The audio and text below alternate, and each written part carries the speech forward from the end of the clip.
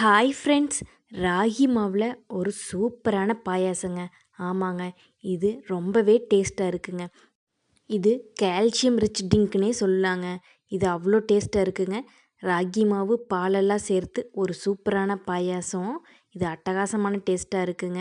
எப்பவும் போல் சேமியா ஜவ்வரிசியில் பாயாசம் செய்யாமல் இந்த மாதிரி ஒரு டைம் செஞ்சு சாப்பிட்டு பாருங்கள். டேஸ்ட் சூப்பராக இருக்கும்.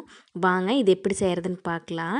அதுக்கு அடுப்பில் ஒரு பேன் வச்சுட்டு ஒரு 1/4 ஸ்பூன்லேருந்து 1/2 ஸ்பூன் நெய் விட்டுக்குங்க. நெய் நல்லா உருகி வரட்டும். நெய் உருகினதுக்கப்புறம் இந்த பவுலில் 1/2 கப் ராகி மாவு எடுத்துருக்கேங்க. ராகி மாவை ஜலிச்சுட்டு எடுத்துக்குங்க.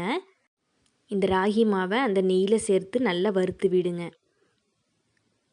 அடுப்பை லோ ஃப்ளேம்லேயே வச்சுட்டு நல்லா வறுத்து விடுங்க. இந்த ராகி மாவு நல்லா டார்க் ப்ரௌன் கலர் ஆகி வரும்.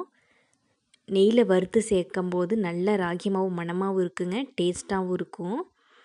பாருங்கள், இதே மாதிரி கைவிடாமல் வறுத்து விட்டுட்டே இருந்தீங்கன்னா ராகி மாவு நல்ல டார்க் ப்ரௌன் கலரில் ஆகி வந்துடும். பாருங்கள், இப்போ ராகி மாவு நெய்யில் நல்லா வறுபட்டு வந்துருச்சு. இப்போ இதை ஒரு பிளேட்டில் மாற்றி வச்சுக்குங்க.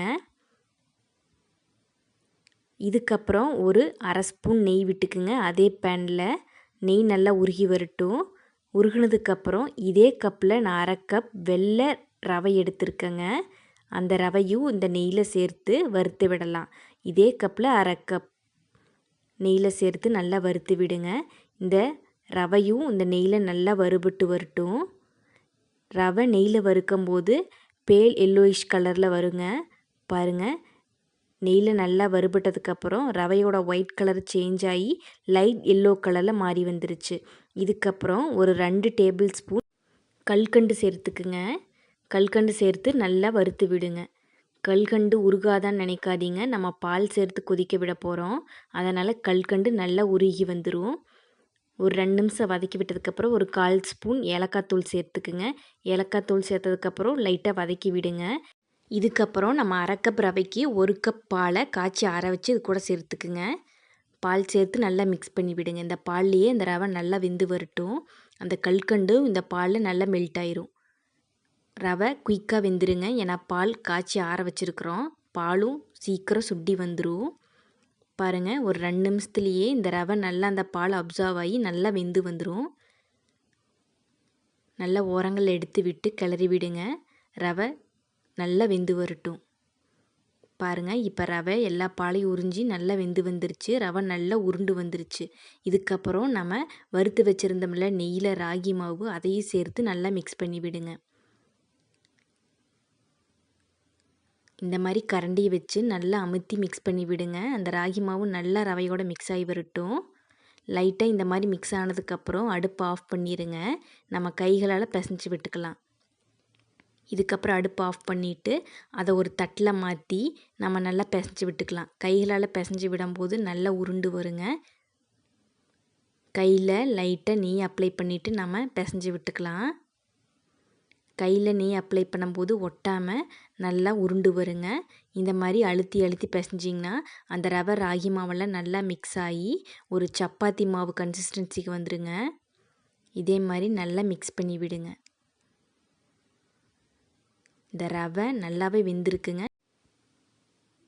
நம்ம வெறுமனே ராகி மாவை உருட்டி பாலாக செஞ்சு வேக வச்சோம்னா அவ்வளோ நல்லா இருக்காதுங்க. ஒரு மாதிரி பிசு பிசுன்னு இருக்கும். இந்த மாதிரி ரவையோடு சேர்த்து மிக்ஸ் பண்ணி நம்ம பாலாக செஞ்சு வேக வைக்கும்போது பிசு பிசுப்புன்னு இல்லாமல் கடித்து சாப்பிட்றதுக்கு சூப்பராக இருக்குங்க. பாருங்கள், எல்லாம் அமுத்தி தேய்ச்சாச்சு.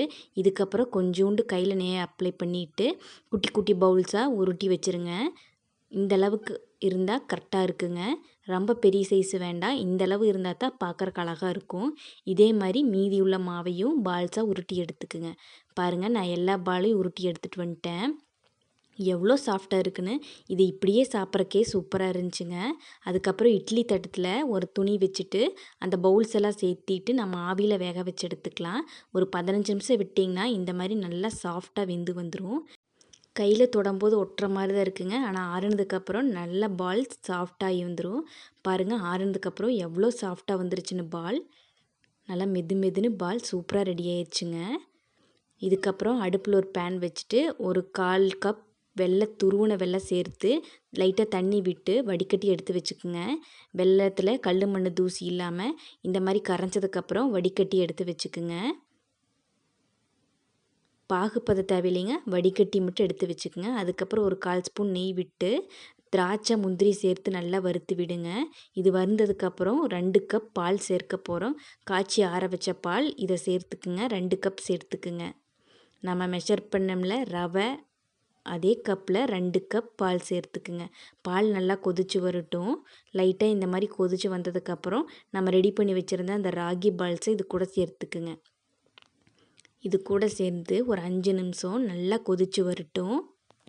5 நிமிஷம் கொதிச்சாவே போதுங்க. நம்மளோட ராகி பால் பாயாசம் சூப்பராக ரெடியாகி வந்துடும்.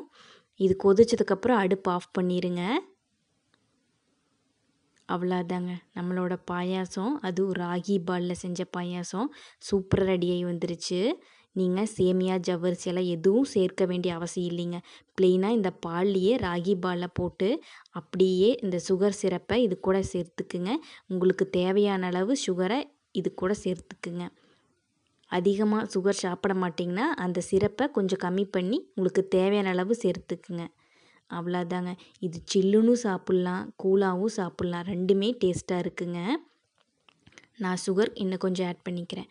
அதுக்கப்புறம் நான் பாதாம், பிஸ்தா இதெல்லாம் க்ரஷ் பண்ணி வச்சுருக்கிறேன், அதை சேர்த்துக்கிறேன். சேமியா ஜவ்வரிசியில் செஞ்ச பாயாசத்தை சாப்பிட்டு போர் அடிச்சிருச்சுன்னா இந்த மாதிரி ஒரு ஹெல்தி வெர்ஷனான ராகி மாவில் செஞ்ச பாயாசத்தை கண்டிப்பாக மிஸ் பண்ணாமல் சாப்பிட்டு பாருங்கள். இது அவ்வளோ டேஸ்ட்டாக இருக்கும், ரொம்ப ஹெல்த்தியும் கூட. ராகி மாவுலேயும் கால்சியம் ரிச்சுங்க, பாலும் கால்சியம் ரிச். அதனால் இது கால்சியம் ரிச் ட்ரிங்க்னே சொல்லலாம். கண்டிப்பாக நீங்களும் ட்ரை பண்ணி பாருங்கள். தேங்க்யூ.